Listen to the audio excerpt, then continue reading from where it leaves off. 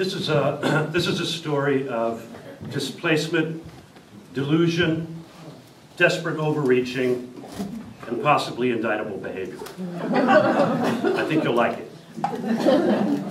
It begins, as a lot of New York stories do, with an apartment. A $600 one-bedroom on the Lower East Side of Manhattan, rent-controlled. Now, this was 13 years ago, but $600 was still a deal. The apartment was on a sketchy block between Avenues C and D, or what the locals called Avenues Coke and Dope. But I wasn't intimidated by that. I'd been living in New York for years. I'd been around. And besides, downtown was changing, gentrifying like crazy. It was only a matter of time before it crept east to Avenue C. So when the super of the building where I was living in an apartment the size of a storage locker told me about the new place, I felt like my ship had come in. Hector, the super, I'd been good to him, tipping him generously for doing what was in effect his job. And this was my payoff. It was the same landlord, a slippery character who variously insisted the rent checks be made out to the XYZ Corporation, the 123 Company, and New York Cardboard and Foam. But I wasn't asking questions.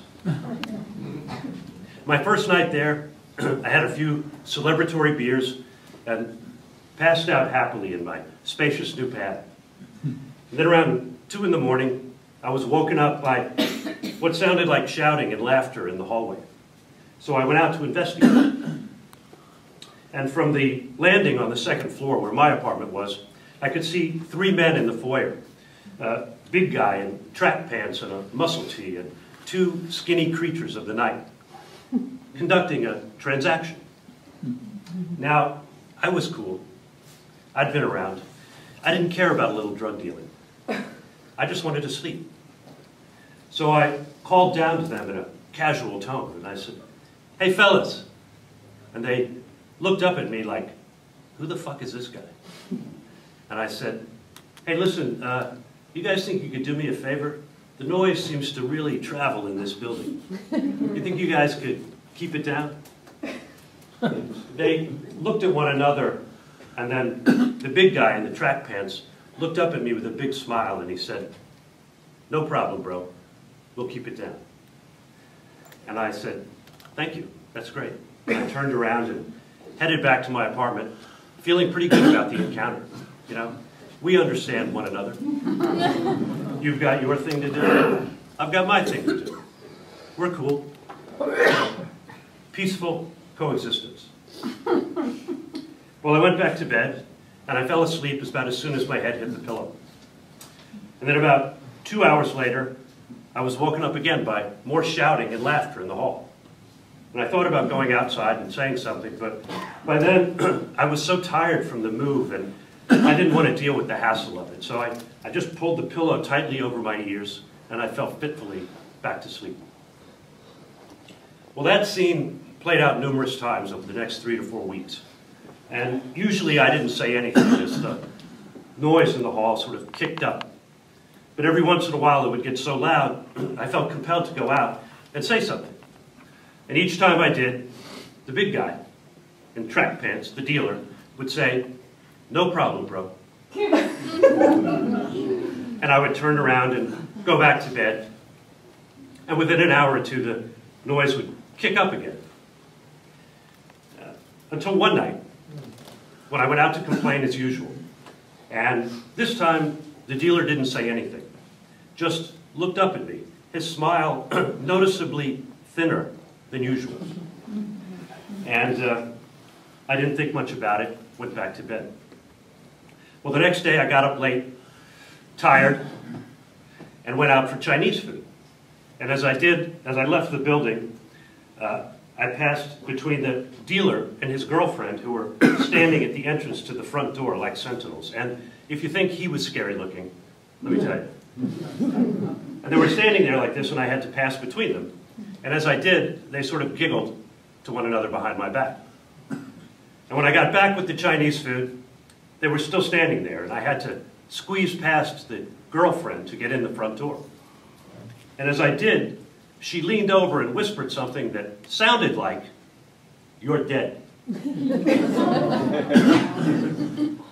I just hesitated for the slightest moment, and then moved numbly past her and up the stairs, wondering how this had become a scene in my life.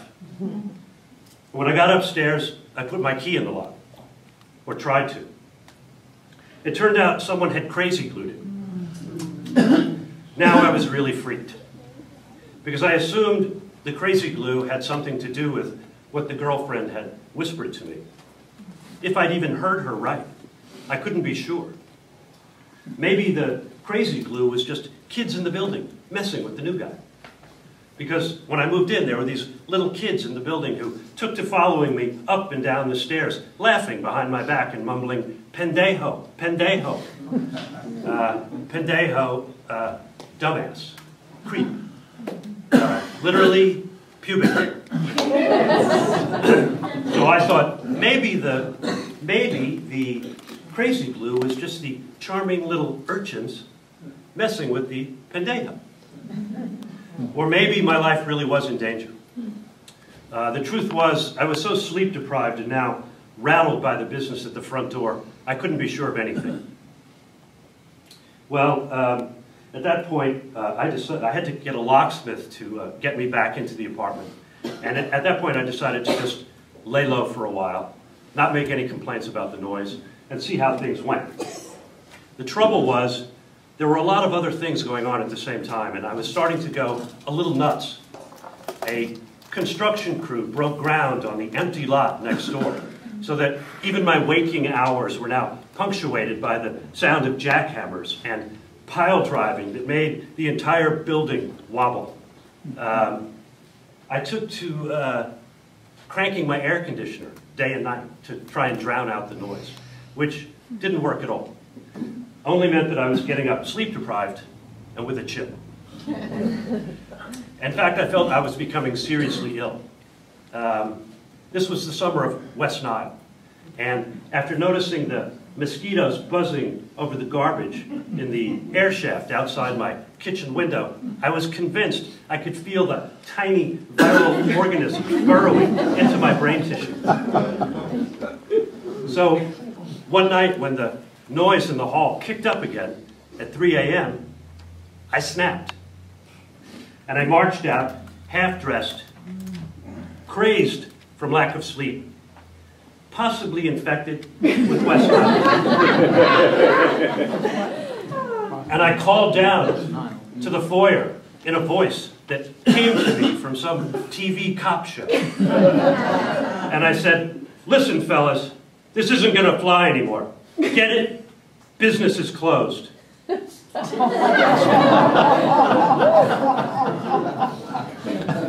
And they looked up at me, bemused. Like they couldn't decide whether to bust out laughing or run up the stairs and kick my ass. But my lizard brain had kicked in, and time slowed down as if I were in the middle of a car wreck. And I said, "And if you're thinking of doing something stupid, I wouldn't recommend it."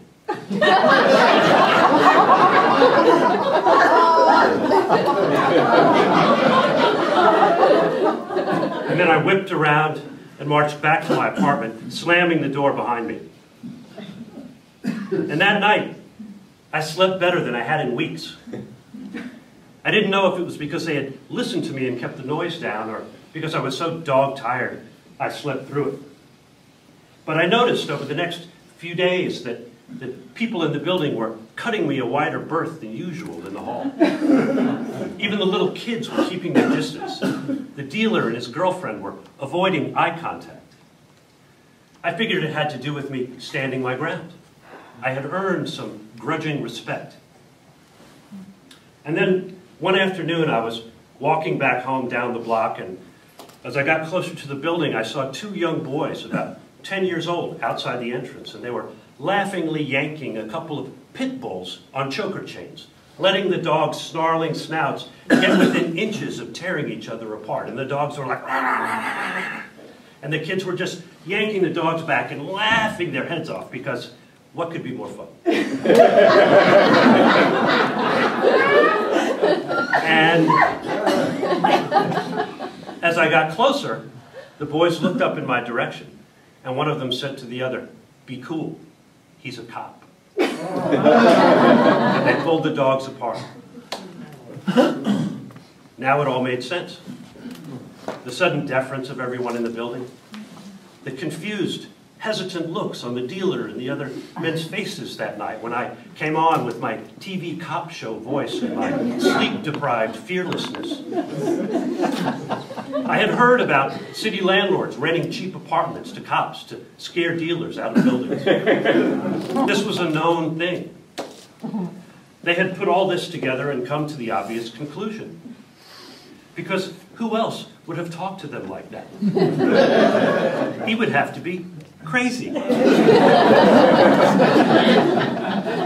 Now, remember, this was 13 years ago. No beard, no gray hair. So let's just pause and... Anyway, now I was at a crossroads, right? Because I could easily, in any number of ways, let people in the building know that I was not, in fact, a cop. And that, indeed, for me, as perhaps some of them, cops made me nervous. Or I could let them continue to think I was one, which would be a dangerous game, especially if I was found out. But the idea of the all-night noise coming back convinced me to give it a shot. So over the next few weeks, I played up the cop routine. I found a New York Rangers hockey team warm-up jacket at a consignment shop, and a pair of wraparound Oakley shades, the virtual uniform of the New York City undercover cop. I even took to going on occasional patrols around the block, giving lingering stares to potential customers hanging in doorways, as in, move on. The charade began to wear on me, though. I started drinking more and having crazy, violent dreams, like Bollywood musicals mixed with The Bad Lieutenant, which I wrote off to the stress of being a cop.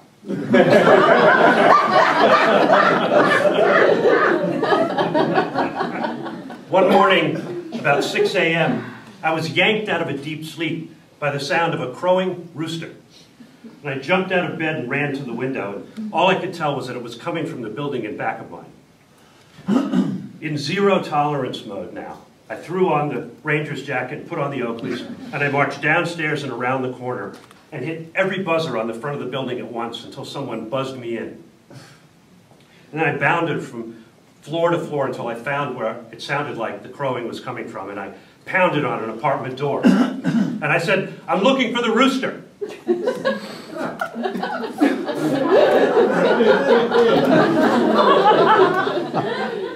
And no answer. But I can hear on the other side of the door a sort of ragtag sing-along going on inside. So I pounded on the door again. Nothing. And I tried the door, and it was unlocked. So I opened it, and I stepped into a cramped apartment, bags of clothes piled up, and food set aside. And I stepped around a dividing wall into a room full of men and women, small, mestizo looking. And they were sitting in a circle of folding chairs. As I came into the room, they turned to me, wide-eyed. And I said, "I'm here about the rooster." And they looked at me with obvious fear. And I could see now that several of them were holding Bibles, and that I had interrupted some kind of prayer meeting. I caught my own reflection in the mirror over the dining room table. And even shielded by the Oakleys, I looked deranged. One of the women began to sob, and the man next to her took her hand in his, and he whispered to her in Spanish. And I realized I must have looked like someone from immigration, or something worse. Well, at that moment, the weight of the whole ruse crashed down on me. the air of violence, the ugly display of authority, the ridiculous outfit. I said, "I'm sorry," and backed my way to the door. "Really sorry," I said, and then slipped into the hall.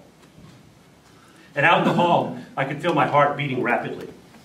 And by the time I made it down to the street, it was pounding, and I had broken into a cold sweat. And circling, rounding the block, and then ducking back into my building, I came face to face with the dealer and his girlfriend. And it seemed as if a tiny smirk played on his lips as they took in my panicked demeanor and then exchanged looks and moved past me out the door. Up in my apartment, I began to wonder if the smirk meant something. Maybe they suspect what's going on. Maybe they've known all along and were waiting to see how far I would play it out. The images from the prayer meeting kept coming back too, the terrified looks on the faces of the men and women, and my own manic reflection in the mirror over the dining table. It was clear at that point I had had enough. That night, I put away the cop outfit for good. And when Hector, the super, told me a few days later that the landlord was suddenly offering tenants modest buyouts, a few $1,000s to give up their leases, I decided to take it. Now, a funny thing happened over the next few weeks as I got ready for my move. The dealer and his girlfriend disappeared. No one knew what had happened to them. Meanwhile, the entire building, in fact, the whole block, took on a relaxed, almost cheerful vibe. It was as if someone, some unsung hero, or some unwitting tool, had helped reclaim them. The day I moved out, a new tenant was lovingly placing a potted plant in the freshly painted foyer. And down the street, in what had been an empty storefront, a cafe was unrolling a grand opening banner. In the months after that, I began to realize that while I thought I had been working the system had been working me. Instead of outracing the tide of gentrification, I was a pilot fish, helping it along. And now I was out too. That was my last real lease on a New York apartment. The few thousand I got from the landlord didn't last long, and I bounced around apartment shares and sublets for a year or so before leaving New York for good. I've been back to visit, gone by the old building, the block, my beat. It's changed a lot, but it's still got an edge. Walking by, even years later, I get a brief surge of adrenaline, a muscle memory of fear or power. It's hard to tell which.